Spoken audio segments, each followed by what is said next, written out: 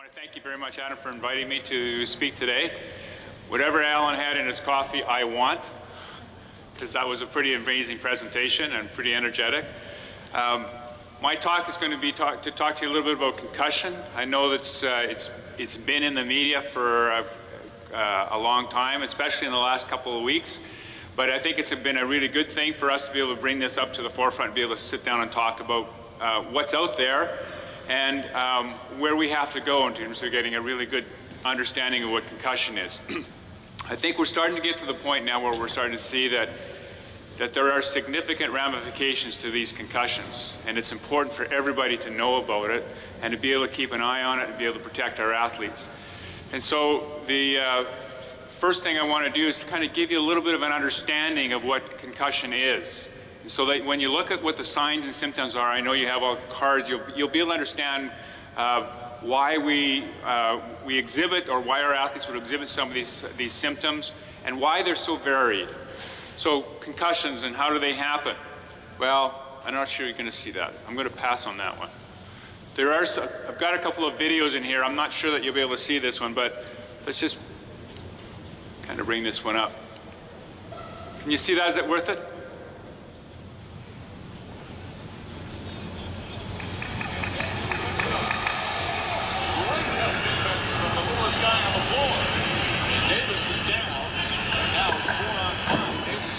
But this is Glen Davis getting it. There, just look at him, he's trying to get up. You'll see in a second, there he's trying to get up, getting back well, he's not even going to his bench, he's going to the wrong bench, actually.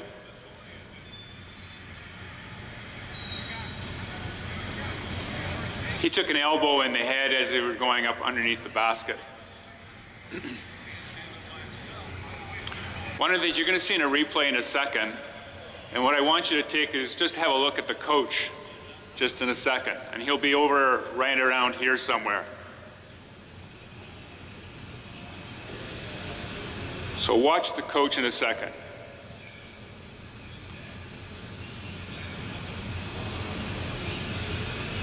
Now he's trying to get up, and he really doesn't know where he's at.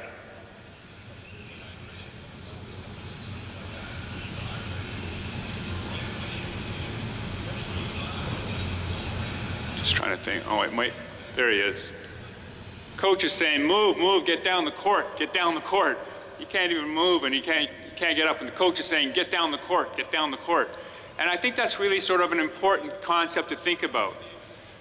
That as a coach, your mindset is thinking about technical and tactical. You have no time to think about medical. And so you're trying to say, get me this guy down the court, or if the person's getting hurt, who's going back in? You have no time to think about medical. And so one of the things that's really important is you better have someone on your team or on your bench whose responsibility is to think about medical. And they're your conscience.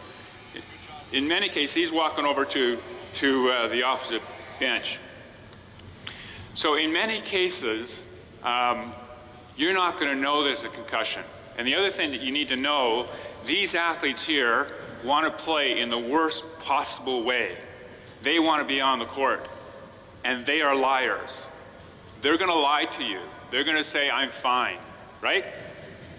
And so they want to play, and you need to be very, very much aware and watch for them, and somebody has to do that for you, okay? So just understand the milieu that you're working in, but more importantly, also understand what concussion is all about. Concussion, what we talk about concussion, the definition is it's an alteration in brain function. It's very generic, it's very vague. It just says the brain is not working properly. But it can be not working properly in a number of different ways. And the other part of this definition is that it's because of a blow to the head or neck. So not only is it because you have an injury to a direct blow to the head, it may also be to the neck. There are many car accident people who don't have any impact to the head who have concussions because of whiplash. There are many hockey players who get hit from behind and get hit in the back who have concussions because of the whiplash effect. So it doesn't necessarily have to be a direct blow to the head. That's number one. The other thing about concussion is it's more functional than it is structural. So when we say it's an alteration of brain function, it's the function. And so many parents will come in and say, I want my child to get an MRI or a CT scan. Most times with concussions, nothing's going to show. So we're not spending $1,500, $2,000 on an MRI or CT scan. It's not going to show anything. It's a functional problem. Their brains, the connection of the brains, the synapses of the brain are not working properly. They're not connecting. So it's functional.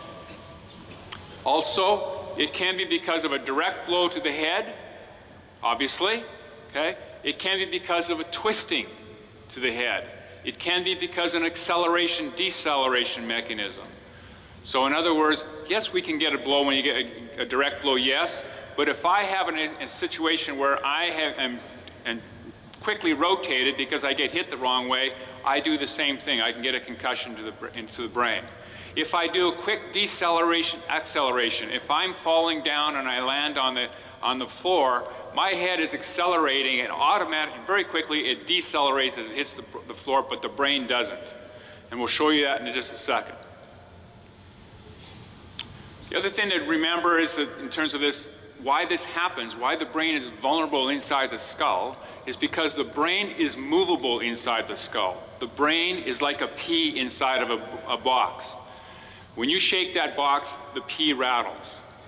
And so the fact that we have this brain, or if you think about the egg, the yolk in the egg, you can take that yolk in the egg and you can shake it. Nothing you can do outside of that shell can you do to stop the yolk from shaking in there. There's nothing you can do. It is protected around with the white portion of the egg is protected there, but you can't stop that yolk. The same thing, you can't stop the brain from shaking. So if I show you a couple little videos, and again, they may be a little washed out, but we're going to show you three mechanisms. In this mechanism, it's an acceleration, deceleration. So there you see the brain shaking inside. This is just the brain going back and forth because of a whiplash mechanism. Maybe you fall on the ground and you're going backwards and you decelerate. But the thing that's important is look at that brain and look at how much that brain shakes. And what happens to that brain that is it bangs up against either the front or back of the skull or both. And when that brain does that, it gets bruised. And when you have bruising, you have bleeding. And the important concept to remember here is the skull does not expand. It does not. If you have a knee injury or an ankle injury, we know because the skin expands and it accepts all this fluid without creating any inward directed pressure. Skull does not do that. When we have swelling inside the skull, the pressure is directed inwardly onto the brain. And we'll get back to a little bit the significance in that in a second. This is another one going from the side.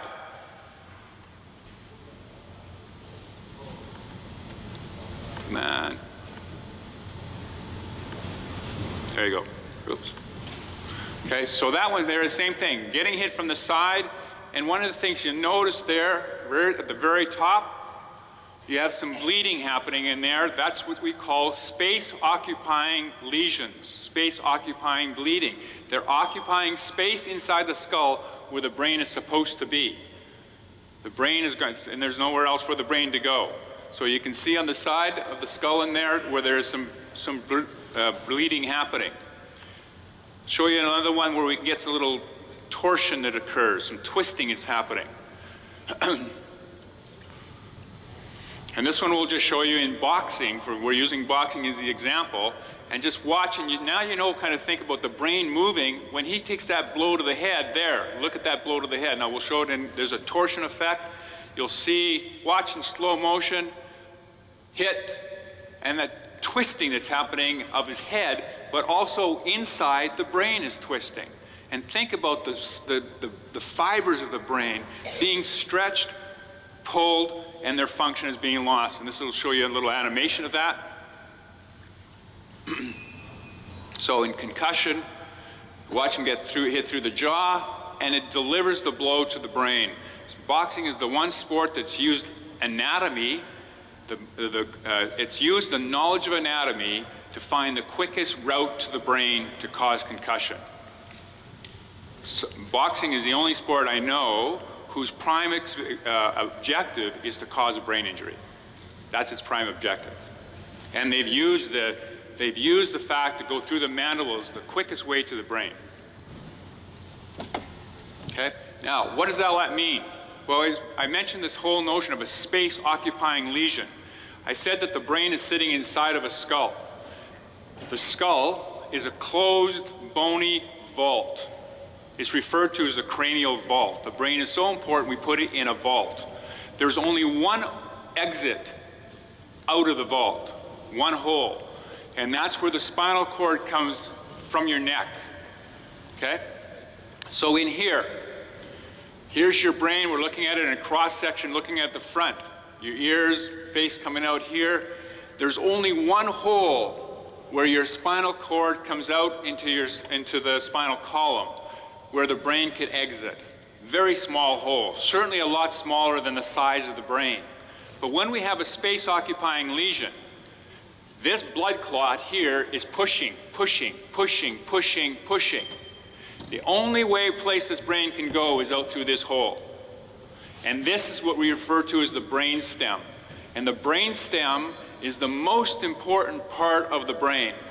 The brain stem is responsible for consciousness, respiration, and heart rate. The most important things of sustaining life.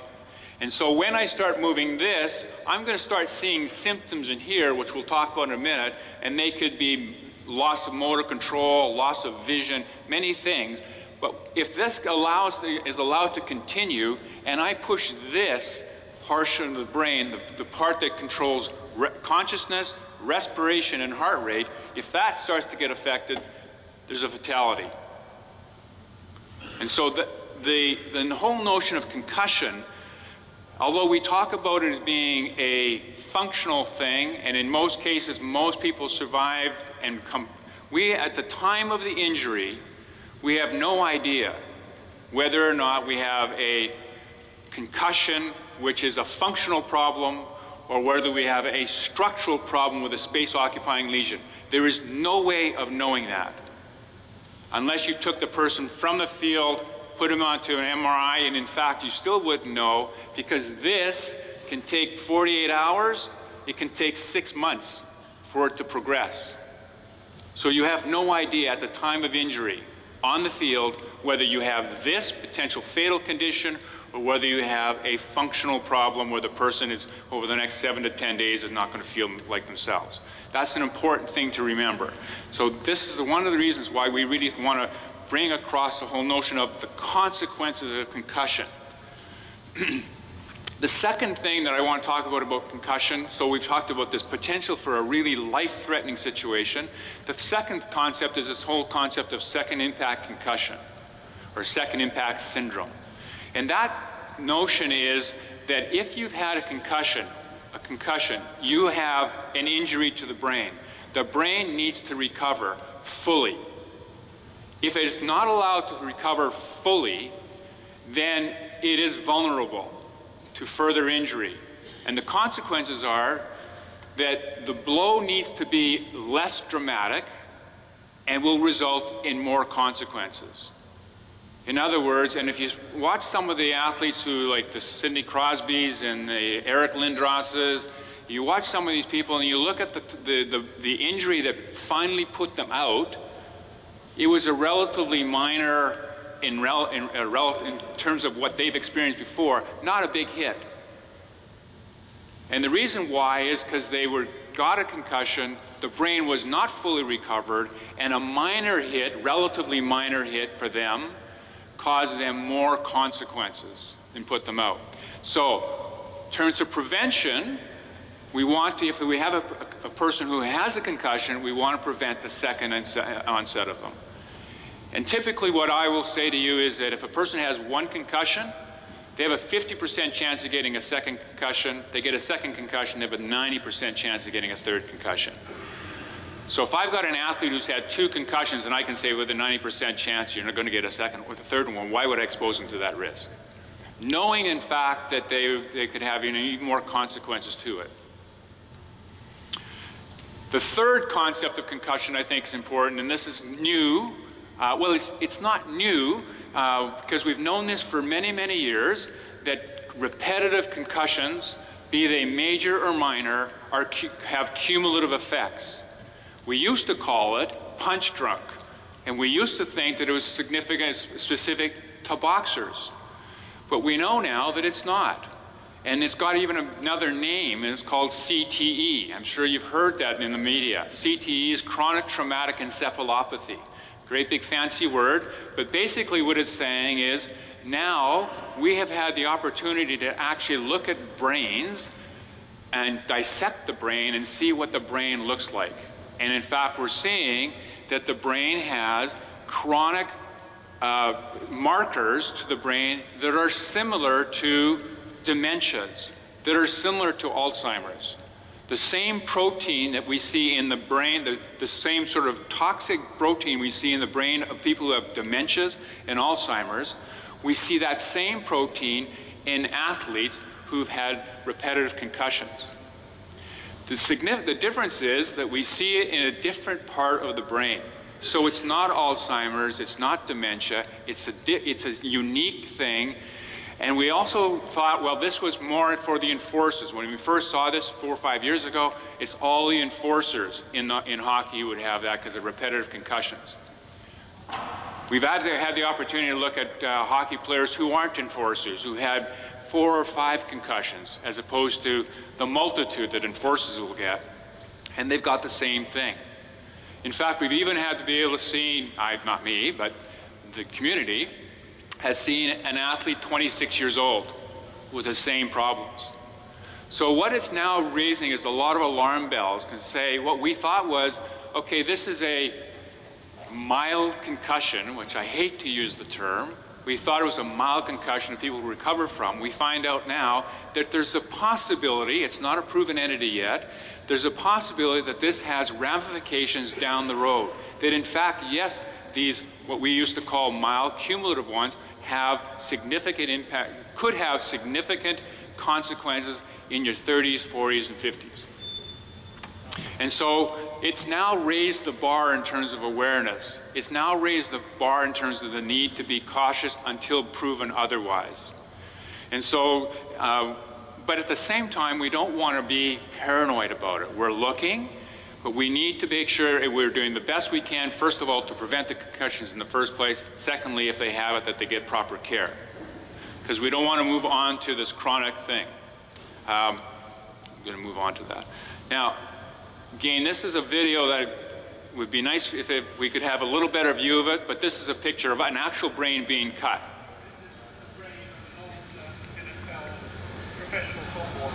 This is the brain stem, and we're sectioning it. We're just making transverse sections of the brain stem. What's hard to believe is that all your impulses to your muscles is very small part of you. You're probably not hearing that, but what I'm going to, they're taking the brain stem apart now, which is that very important part of the brain, respiration, consciousness, and heart rate. And then she's going to cut the brain in part. And you're going to see this brain, this is of a boxer. So she's cutting the brain down, the slicing down of the brain, and we're going to look inside the brain. And what you're going to see,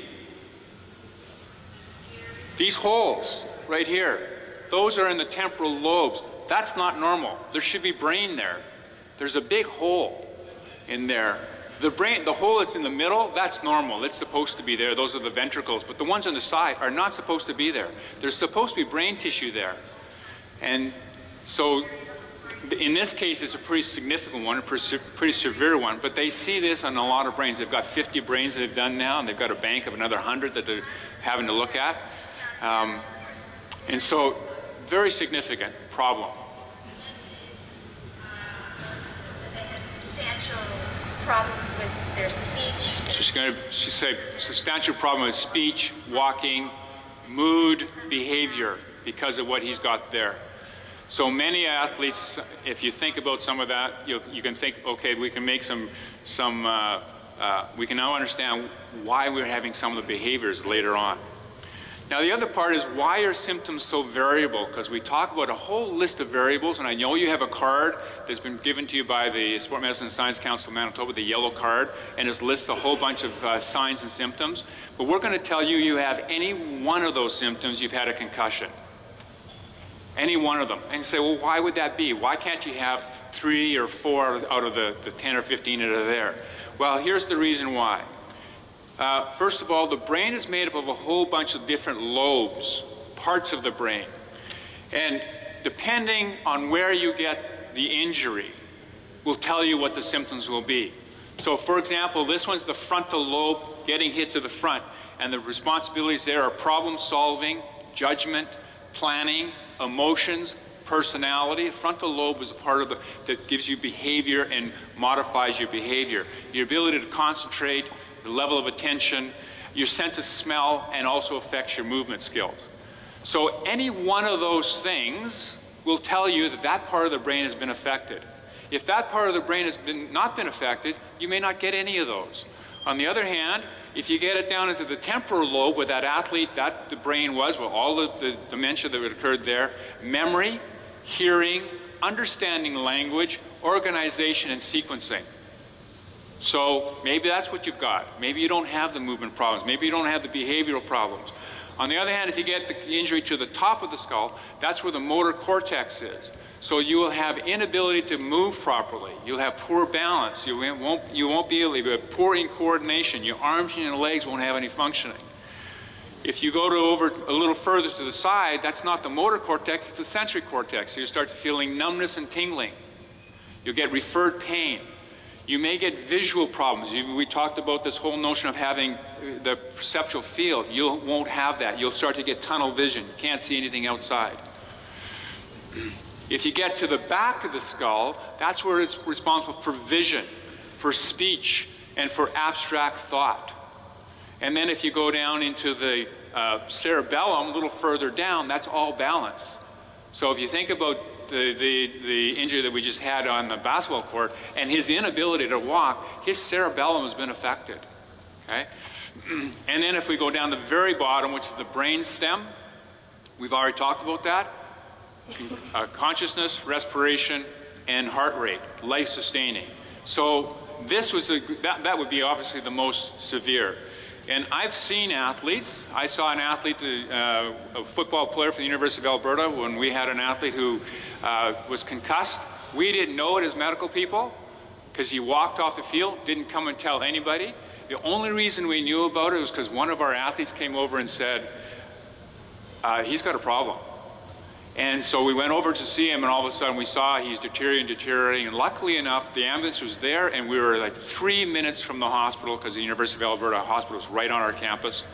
And we got him in there, and they rushed him to the hospital and had to immediately decompress his skull with drill holes. And he would have died within minutes had he not been there. I've also had an experience when I worked with the Bombers, where we had a player on the field who they were in a huddle. Quarterback calls a timeout. Coach goes crazy. What are you doing using one of my timeouts? And he says, "Get this guy out. He's one of our. He was the center. Get him out of here." He's arguing with me. He says, "There's no such play." I'm trying to call a play, and he's saying there's no such play. And he's saying, "Why don't you use this play," which was last year's playbook. And he's arguing, so they get him out. The mistake we made with this fella is that we didn't take his helmet away from him. 2 plays later, two series later, he's back on the field. Another timeout. So we've learned our lesson. Say you don't you take the helmet away. We hope that they're smart enough not to go out with a helmet. If they're not, we'll know right away, right? But anyway, so we had his issue, and then we brought him back into the dressing room at the end of the game. We monitored him. He's getting better and better and better and better and better. And lo and behold, our quarterback is getting worse and worse and worse and worse. And we didn't even know he had a concussion. He's getting worse and worse and worse. We had to hospitalize him, and he had to stay in the hospital for 2 days in Edmonton. Our center, who had what we thought was a major injury, was home and was fine. So it's a question of being really vigilant with these people, because they start to show you many, many different things. So the rule is, you have any one of these symptoms, you've had a concussion until proven otherwise. And that's difficult. It's difficult for you as coaches because you're thinking technical and tactical. You're saying, are you kidding me? I mean, are you sure? Because I really need this athlete. And we're saying, rules are rules are rules. And the reason why we have to say rules are rules are rules is because I have no way of knowing whether this kid is going to go bad on us. I have no way of knowing that. I wish I could, but I can't. And so I always say that as a therapist, my role as a therapist is to protect the athlete from you, from the coach. You're thinking technical and tactical, and you should be. My job is to be the conscience of this team and to protect the athlete from you, but also protect the athlete from the athlete and protect the athlete from the parent. That's my job. That's my job to make the hard decisions. And sometimes those are difficult decisions, and we make them for the right, for these are the reasons why we make them. So, you know, you have to understand, sort of bear with that, and in a lot of cases, it's going to be, you know what, he or she are going to be fine, but we don't know that. And remember that only 10% of concussions revolve unconsciousness. So it used to be we have this grading scale that if you didn't have a concussion, loss of consciousness, you only had a grade 1 concussion. You had the concussion, loss of consciousness less than 5 minutes, you had a grade 2. If you had a grade loss of consciousness more than 5, it was a grade 3. No longer. We don't do that because most concussions don't have concussion, loss of consciousness in the first place. And some of those go on to be really bad. What's the treatment for concussion? There is none. We don't know how to treat concussion. The only thing we need to know is let nature take its course. And that means time. It also means don't interfere. And so what we now say is, at this point in time, is that it needs to be rest. And that rest needs to be physical rest, and it needs to be cognitive rest. So physical rest, yeah, you're not playing basketball, you're just, you know, you're not doing any physical activity. Cognitive rest, that's tough. No computer, no texting, no TV, no loud music. Tough. That is the hardest of them all. Because what we're saying to you is the brain is not a muscle that moves, the brain is a muscle that thinks. And so if you're going to rest it, stop thinking. Stop being stimulated. Let it do its work. And the more you do that, the faster you're going to get better. But that's a tough thing in this day and age. Bright lights, hate it. They hate bright lights. They hate loud noise. They hate lots of people where they have lots of things coming out because they can't concentrate. And they get very, very tired very, very quickly. So if you allow them to get tired, all you did is interfere with the healing process. So that's the hardest part of this whole thing, is to try and get them to be cognitively resting. And the recovery can be weeks to months to years. And we have no idea. And you know, one of the best things that's happened, and it's not a nice thing to say, but Sidney Crosby's difficulty getting back into the game is really showing you and us and all of us how long it can take to get somebody back. And we have no idea how long that's going to be. It's interesting that when some people get a major blow to the head and show no symptoms, other people get a relatively minor one and just blow up. We have no idea. Is it a genetic problem? Is it a consequence of just mechanics of the way the brain was twisted? We have no idea. So it's really a frustrating thing for you. It's a frustrating thing for us as medical people, frustrating for athletes. Prevention. Helmets don't, and I know it's not important for you, but helmets don't prevent the concussion. Mouth guards don't prevent concussions. Okay? So just because you're wearing a mouth guard doesn't mean you can take a bigger hit. And the prevention is education, education, education, and education. It's important for our athletes to know this. It's important, the most important people who can tell us what's going on is the athletes. And I know we did there was an article in the paper not very long ago when we were talking about our Concussion Institute, and Doug Brown was interviewed, now no longer a player, so he can talk a little bit more. But he said, still to this day, that when an athlete gets a concussion, they bring him into the huddle, and they give him all the answers to the questions they know we're going to ask them. And they say, go back out there and give them the right answers. And they're trying to hide it. And what they need to understand is if you try and hide that and we have this fatal condition, you've contributed to it. You need to be able, they need to be able to say, go and check on this person. There's a problem with them. Or, hey, you're not right. Get out of here. All right? So that's very, very important. Athletes need to know that. Coaches need to know that you have to give in.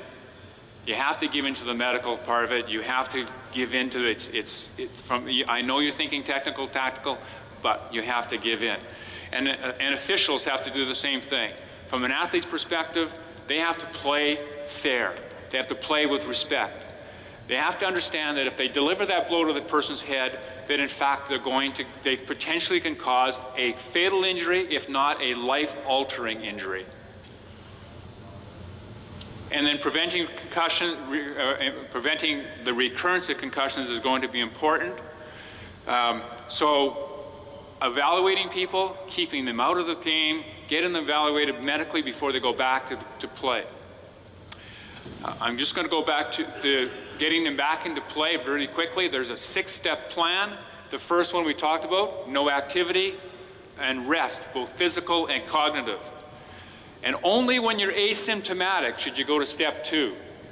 So that means, no, I don't have headaches, no, I don't have vision, no, I can handle the lights and I can concentrate only when you're that, and that could take a day, 3 days, a week, 3 weeks, months. Only then do you start doing light exercise. That means going for a walk. And if you go for a walk and you have your headaches and your lightheadedness, you stop. But if you don't have that, the next day, you can do sport-specific activity. So that means you can go and do some dribbling, you can go do some foul shooting, you can just do some light stuff, and then progress on and go on to do a little bit more and more intense activity. Then you can go on to the on-court practice, no contact. So what I want to know is how are you going to react to having other people around you, so that there's a concentration thing? How are you going to react to the balls bouncing on you? How are you going to react to this light? How are you going to react to this space? Space is a big problem. They don't like big open spaces. So can you do that? And then once you can do that, then I'm going to say, okay, let's put you on court and you can practice. So you can practice with contact. So what are you doing in terms of getting hit? What are you doing in terms of being able to move in the milieu of everybody? And you're doing controlled practicing. Once you've done that and you've been medically cleared, then you're ready to go back to participation. There's a difference between participation and play. Now, ready to play. And I use the analogy, I'm going to run it a little quick on time here, but I use the analogy, if I have an ACL injury, I'll rehab that ACL ligament, I'll rehab the quad, I'll rehab the range of motion, the strength and everything else. But what are you most interested in as a coach? Is whether they can play, whether they can perform. And what are they as an athlete most concerned about with that ACL? They have a fear. Is this going to happen again? I'm going back into the same arena and doing the same motion that ACL popped in. So they have fear. There should be no difference with concussion. So are they physically ready to play? From the concussion point of view, from the neck, etc., good stamina, are they in shape? Are they mentally ready? Can they make those kinds of decisions that you guys have asked them to do here, the reaction time, the change in motion? Can they make those kinds of decisions? And psychologically, are they ready to go 100%? Or are they afraid? If they are afraid, they need to tell you that, and we need to say, okay, let's find a way so that we can reassure you. We do that with every other body part that is injured. Why are we not doing that with concussion? So it's not, oh, okay, the doctor said you can play, great, you're back on the starting lineup. That doesn't happen.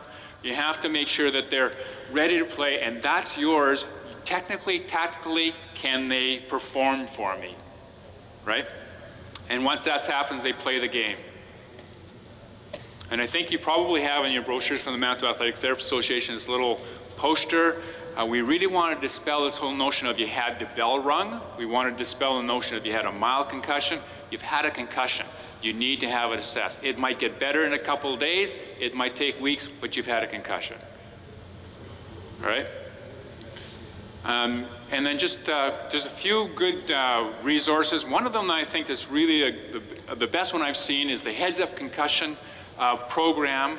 that the Center for Disease Control has. So if you go into just the Center for Disease Control, just Google that and look up for Heads Up, you'll find some great resources, and if you can, they'll send you the whole package for free with posters and videos and everything else on it, DVDs. And there's one particular fellow there, his name is Brandon. It's his life story. You need to see it. You need to see what a really vibrant young man, how this person has been life altered because of concussion, and particularly in his case, a second impact concussion. So you need to see that, and I would just call them up. Every time I do these things, they probably get a big rush of them, I hope, but it's really worthwhile. There's another one in Canada called StopConcussions.com you may want to look at. And then locally, we have the Sport Medicine Science Council of Manitoba, some references in there as well, and we also have the University of Winnipeg Concussion Institute now that we're going to be looking at doing testing, research, and education just to move this whole agenda forward. So I want to say thank you very much for the opportunity to speak to you, and if you have any questions at all, you can certainly get back to me at the University of Winnipeg. I'm willing to answer questions. I'll do them within 70 hours instead of 72 hours.